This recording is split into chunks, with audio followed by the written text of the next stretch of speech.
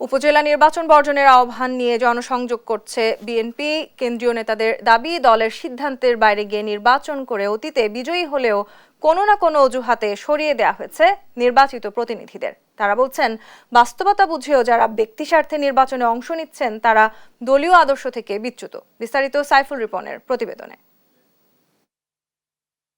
৮ মে অনুষ্ঠেয় উপজেলা নির্বাচনে অংশ নেয় এরই মধ্যে ৭৯ জনকে প্রাথমিক সদস্য পদ সহ দলের সব পদ থেকে অব্যাহতি দিয়েছে বিএনপি।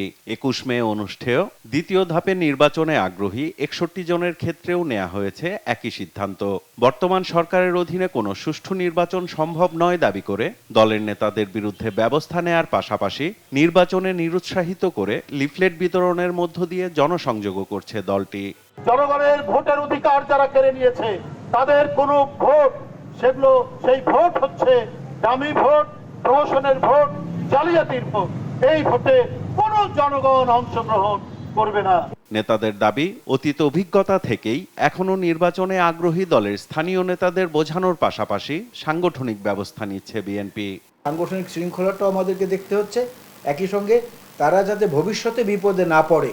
কারণ এর আগে যারা নির্বাচিত হয়েছিল, বিশেষ করে ২০১৪ থেকে পৌরসভা, সিটি কর্পোরেশন, উপজেলা, ইউনিয়ন পরিষদ, তাদের শতকরা ৯৫ কত পার্সেন্ট আমরা একটা হিসাব করেছিলাম, তাদেরকে হয় স্থানীয় সরকার মন্ত্রণালয় থেকে চিঠি দিয়ে চেয়ার থেকে সরিয়ে দেওয়া হয়েছে, না হলে ভুয়া মামলা দিয়ে জেলখানায় নিয়ে তাদের পদ থেকে তাদেরকে সরিয়ে দেওয়া হয়েছে। তো নির্বাচিত হয়েই বা লাভ কি যদি দায়িত্ব পালন করতে না পারে? সুতরাং সেই দিক থেকে তাদেরকে রক্ষা করার দায়িত্ব তো আমাদের আছে।